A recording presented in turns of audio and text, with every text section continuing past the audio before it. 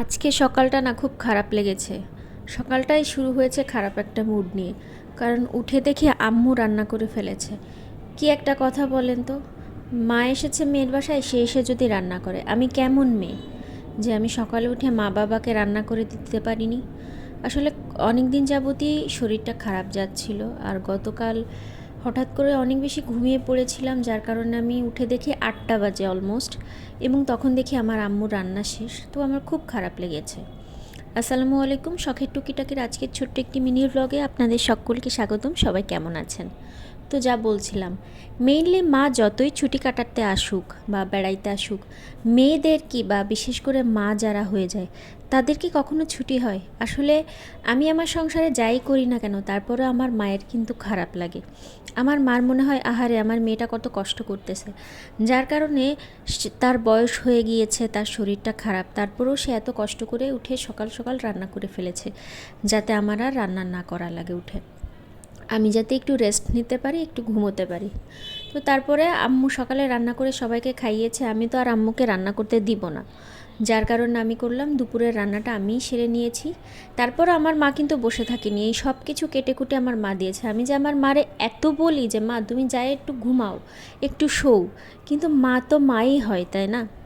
তো এই আজকে খুব সিম্পল তরকারি রান্না করছি, ডাঁটা আলু দিয়ে ট্যাংরা মাছের ঝোল করব, পাতলা একটা ঝোল। আসলে আমি তো বারবারই বলছি, আমার ভিডিও যারা রেগুলার দেখছেন, যে আমার আব্বু হার্টের পেশেন্ট, আম্মু হাই প্রেশার, সাথে কিডনির প্রবলেম, তো যার কারণে না আব্বু আম্মু অত বেশি ভারী মশলা বলেন বা অনেক মাংস বা মাছ এগুলো না কিছু খেতে চায় না। মাংস তো টোটালিই খেতে চাচ্ছে না। এই জন্য বাবা মাকে সুস্থ রাখা জরুরি, ভালো খাওয়ানোর থেকে অল্প খাইয়ে সুস্থ রাখাটা জরুরি, কারণ দুনিয়াতে যতদিন বাবা মা বেঁচে থাকবে ততদিনই আশীর্বাদ। তো আমি শাকভাজি করেছি আর ডাঁটা দিয়ে আলু দিয়ে ট্যাংরা মাছের পাতলা ঝোলটা করেছি। এরপর এই ছিল কামরাঙ্গা, এগুলো আমাদের বাড়ির। আর দেখেন কামরাঙ্গাগুলো আমি কেটে নিয়ে বিট লবণ আর একটু সামান্য মরিচের গুঁড়া দিয়ে দিয়েছি। এদিকে আমার তরকারি কিন্তু প্রায় হয়ে আসছে। আমাদের অবশ্য আজকে বের হওয়ার কথা ছিল, কিন্তু আব্বুর জামাই আর আমার ভাই গিয়েছে বাইরে, যার কারণে না আমি আর বের হইতে পারিনি। সকাল সকাল রান্না করলাম, কারণ হলো যে আব্বুর আবার 3টার সময় ডাক্তারের অ্যাপয়েন্টমেন্ট আছে। আব্বু গিয়েছে বাইরে, কেন গিয়েছে একটু পরে বলছি। তো এই যে আব্বু ভাই ওরা সবাই চলে এসেছে। তো দেখেন এগুলো কিন্তু আমার হাজব্যান্ডের বাজার করার কথা, তারপরও আমার আব্বু তার জামাইকে এগুলো কিনতে দেয় নাই। সে কী করেছে, এই যে পেঁয়াজ কিনেছে, দেন হলো এই যে এটা কচুরমুখী বা কচুর গাটি, সিম্পল ঘরোয়া মানে যে বাজার, সেগুলো জামাইকে করতে দেয়নি। তারপরে আদা রসুন উস্তে, আর আমি বলছিলাম একটু তেঁতুল নিয়ে এসো, তো তেঁতুল এনেছে। আর এই যে দেখুন আমার ঘরের নতুন সদস্য, এটা আসলে আমার আব্বু আমাকে কিনে দিয়ে গেল।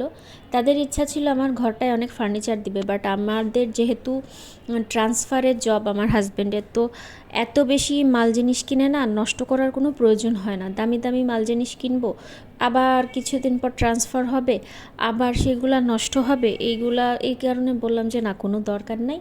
তো এই র্যাকটা কত নিয়েছে? র্যাকটা নিয়েছে ওই যে দেখুন লেখা যাচ্ছে 6,500 টাকা। তো র্যাকটা না বেশ জব্দ, আমার জন্য খুব ভালো হয়েছে। আমার থালা বাসন রাখতে বা টুকিটাকি অনেক জিনিস রাখতে না আমার খুব বেশি উপকার করবে। আর একটা কাজ করেছে আমার আব্বু, এই যে জামাইকে খাওয়ানোর জন্য বড় একটা ইলিশ কিনেছে। এটা সম্ভবত কত ছিল, ভিডিওতে ওইভাবে বোঝা যাচ্ছে না, কিন্তু তারপরও এটা ছিল হলো 1 কেজি 300 গ্রাম বা সামথিং এই টাইপের। আমি সঠিক বলতে পারবো না। তো মাছটা আজকে কাটবো না, আজকে থাকবে, আগামীকাল কাটবো, আগামীকাল রান্না হবে। তো এর মাঝখানে ঝুপঝুপ করে এত পরিমাণে বৃষ্টি হচ্ছে ইদানিং, কি বলবো, মানে কিছুক্ষণ পরপর বৃষ্টি। ওইভাবে হয়তো বোঝা যাচ্ছে না ক্যামেরাতে, তারপরও মানে জানালার কাজ দেখলে আপনারা বুঝতে পারবেন।